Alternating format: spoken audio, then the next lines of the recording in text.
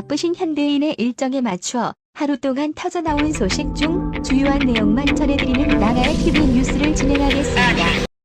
월성 원전 경제성 조작 첫 재판이 시작되었습니다. 2019년 감사원 감사를 앞두고 월성 1호기 원자력 발전소 조기 폐쇄와 관련된 청와대 보고 문건 등을 삭제한 산업통상자원부 공무원이 청와대와 직접 관련돼 파장이 커질 수 있어 자료를 삭제했다고 진술한 것으로 14일 알려졌습니다. 검찰은 이날 오후 2시 대전지법 형사합의 11부 심리로 진행된 문모 전 산업부 원전산업정책관과 정모 전 원전산업정책과 과장, 김모 전 서기관에 대한 첫 공판에서 김 전 서기관의 진술 조서를 공개했습니다. 김 전 서기관은 감사원 감사를 하루 앞둔 2019년 12월 1일 밤부터 다음날 새벽까지 사무실에서 월성 1호기 관련 문건 530건을 지운 혐의로 기소됐습니다. 김 전 서기관은 검찰에서 2019년 12월 초 감사원으로부터 연락을 받은 뒤 당시 해외에 파견가 있던 문 국장에게 전화로 보고했는데 문 국장과 정 과장이 청와대와 직접 관련돼 있기 때문에 보고서를 감사원에 제출하면 파장이 클 것이다. 자료를 빼고 제출하자고 말했다고 진술했습니다. 김 전 서기관이 동료 사무관에게 보낸 청와대와 장관이 책임져야 할 일인데 실무진만 감사를 받게 돼 짱짜증 난다는 메시지 내용도 공개됐습니다. 김 전 서기관은 대통령 에너지 정책 전환 원전 보고 등 대통령 비서실 산업정책비서관실에 보고했던 자료 등을 삭제했습니다. 산업부 담당 공무원들이 월성 1호기를 조기 폐쇄하라는 윗선의 지시를 위법하다고 인식했던 사실도 드러났습니다.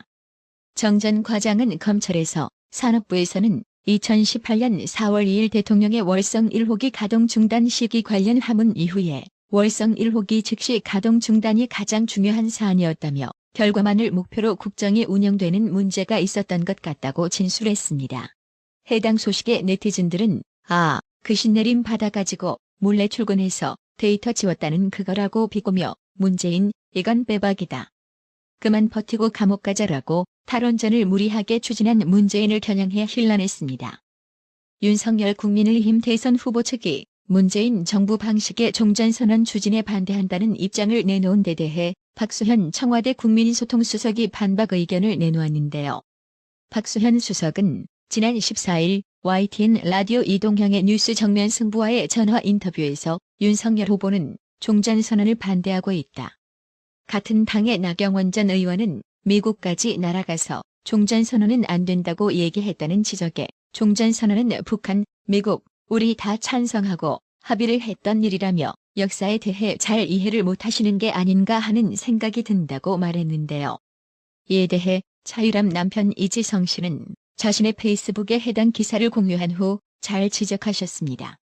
대한민국 국민은 북한 중심의 주사파 역사관을 이해하지 못한다고 전곡을 박수현 수석 청수리의 마구잡이로 찔렀습니다.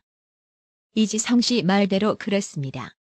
해당 기사에 달린 네티즌 순공감 댓글만 봐도 정작 이해하지 못하는 건 박수현 청와대 수석인 것 같습니다. 뭐라도 구실쳐 만들어 뒤집어 씌우는 건 좌파들 종특인가요?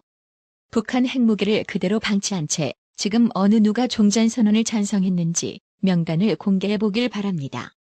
국민의힘 윤석열 대선 후보의 부인 김건희 씨가 줄리 의혹에 휩싸인 가운데 진짜 줄리는 현재 하와이에 살고 있다는 주장이 제기됐습니다. 14일 유튜브 채널 가로세로 연구소 약칭 가세연은 저녁 방송에서 신뢰할 수 있는 제보를 받았다면서 논란이 되고 있는 줄리라는 여성은 현재 하와이에서 거주하고 있는 미모의 여성이다라고 주장했습니다. 김세혜 대표는 제보자는 서울대 교수로 하와이에서 줄리라는 여성을 만났으며 이 여성은 강남 유흥업소에서 줄리라는 이름으로 활동한 적이 있다고 밝혔습니다. 이어 해당 여성은 실제로 과거 간부급 검사와 동거했다가 결혼까지 했고 자녀도 있지만 현재는 이혼한 상태다면서 미국 LA에서 룸살롱 운영하다가 현재는 하와이에서 일종의 도킹과 같은 곳을 운영하고 있다고 전했습니다.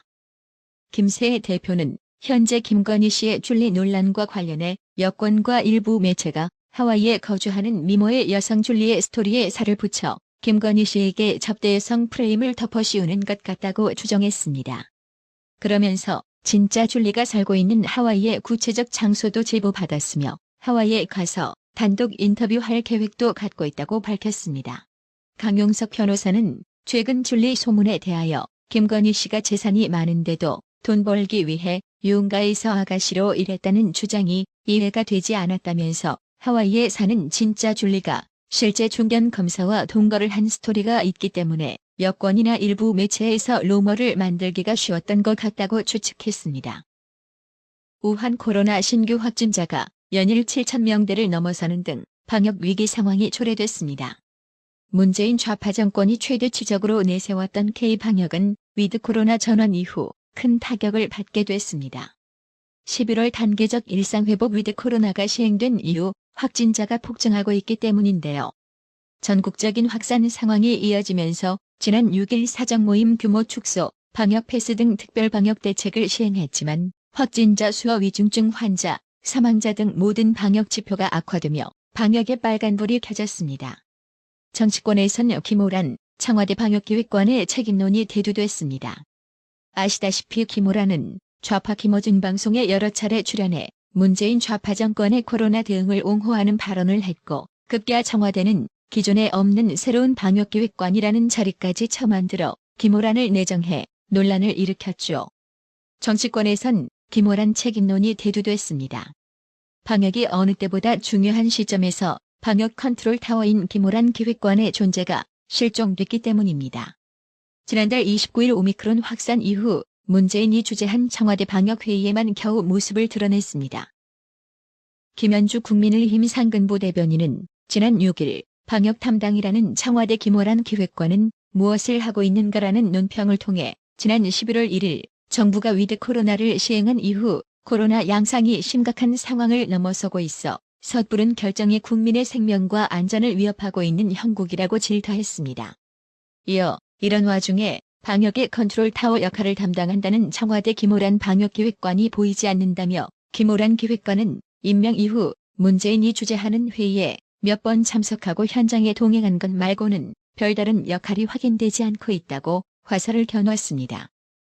방역 당국과 김호란 기획관이 갈등을 겪고 있다고도 했습니다.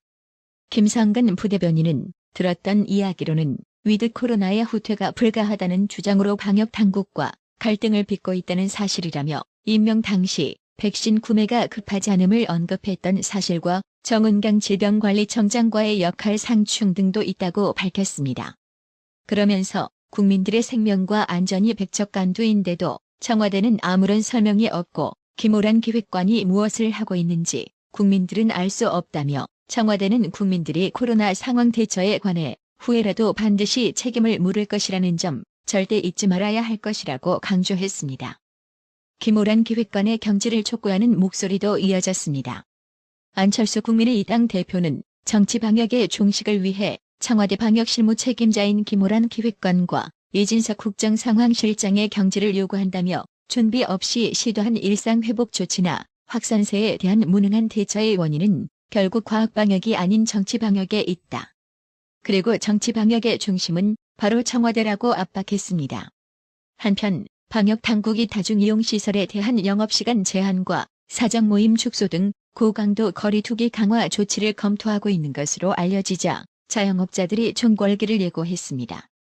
전국자영업자 비상대책위원회 약칭 비대위는 15일 방역당국의 무책임이 또다시 자영업자들에게 떠넘겨지게 됐다며 방역협조는 이제 끝났다고 반발했습니다. 이들은 오는 20일 오후 3시 서울 광화문에서 총궐기를 진행할 예정이라고 하는데요. 그렇다면 지난 2017년 7월 27일 중대재난재해 컨트롤타워는 청와대라는 자세를 갖고 임해야 한다고 말했던 문재인은 지금 코로나 비상시국에 어디서 무엇을 하고 있을까요? 외신을 뒤져보니 현재 호주를 방문 중인 문재인은 호주 스칸 모리슨 총리와 시드니 하버브리지 근교에서 셀카 촬영을 하며 즐거운 시간을 보내고 있더군요. 나라의 TV는 구독료 후원으로만 운영 유지되고 있으니 구독자님들의 따뜻한 정성이 필요합니다. 항상 뉴스 전달 방식에 노력하는 나라의 TV가 되겠습니다. 구독 그리고 알람 설정, 뉴스 영상 내용이 좋았다면 좋아요를 클릭해주세요.